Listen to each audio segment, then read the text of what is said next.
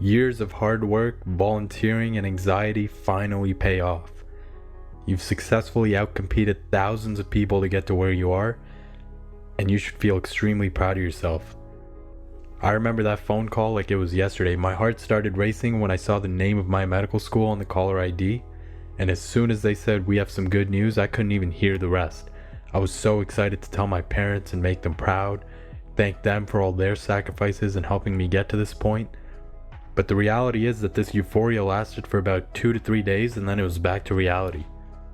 And reality meant realizing that I was officially in this marathon called medicine. I used that summer to take care of all the boring logistical stuff like vaccinations and documentation, and then it was finally time to move away from home and start this journey for real.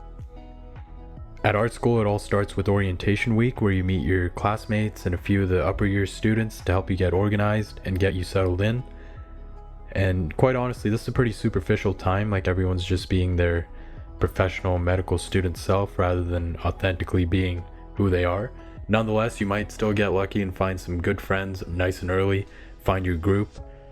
And fortunately, this is what happened for me. But another thing also happens during this week and throughout medical school. You start to realize that you're not that big of a deal. Medical school is notorious for attracting big egos and hero personalities, and that's not to say that everybody's like that, but everyone here does have a little bit of type A in them, at the very least. So this realization that you're no longer the best, it can hit you pretty hard depending on who you are. Med school is basically a bottleneck that puts all the smart people from college all into one environment.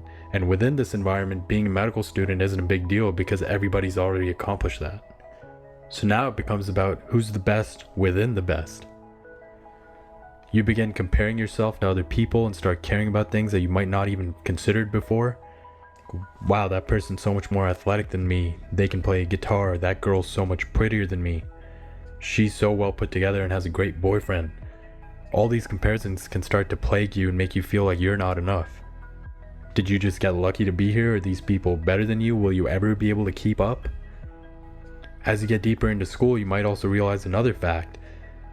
Your entire class might be the best of the best when it comes to college, but in the grand scheme of medicine, you're once again at the bottom of that totem pole. You're basically in a pre-med role again, only now it's pre-residency, and then it'll be pre-attending, and then pre-chief, and then pre-retirement.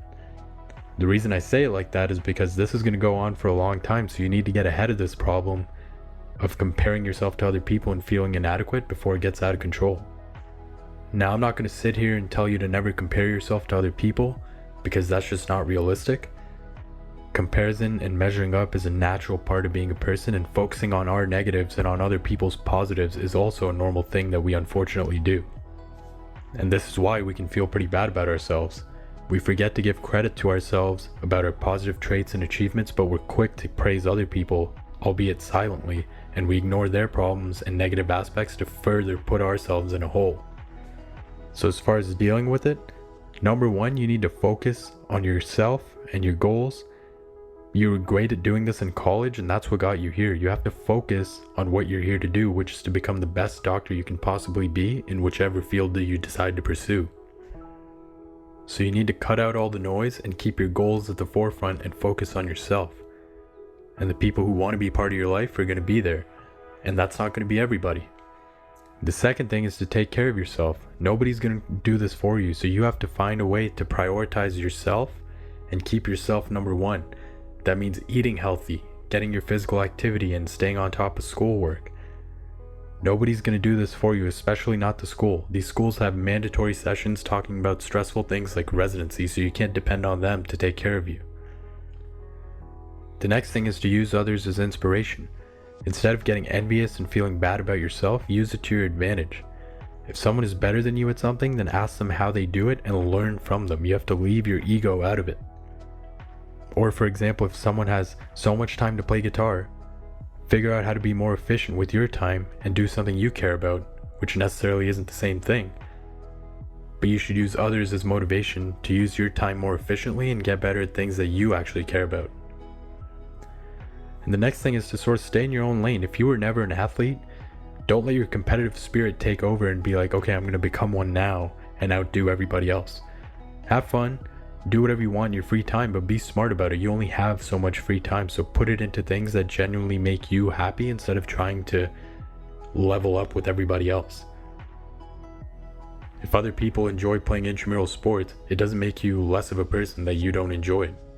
Do what you enjoy. Make music, play guitar, go for a jog, paint, sing, do whatever you genuinely enjoy. Just allocate your time to it, just like other people are allocating their time to doing things that they enjoy. And last but not least, and this is probably the most important point, is that you have to accept reality.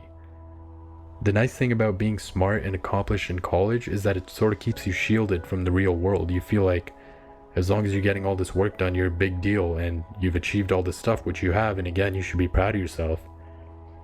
But once you move through higher education and come to the real world, which is nothing like education, you have to accept the fact that there are people in the world who will be better at you than certain things. In the real world, there's a lot of smart people, a lot of high achieving people, and you're not the only one.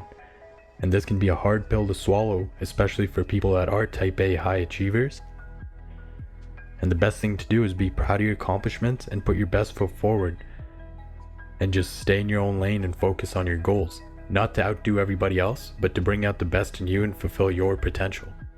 But all in all, keep in mind this feeling of feeling like you're inadequate compared to everybody else. This is completely normal, especially in a high achieving, competitive environment like medical school. So don't feel like you're alone, and we hope that today's podcast and video helps you out in dealing with this kind of stuff. And as always, feel free to reach out to us, and we'll try and get back to you as soon as we can.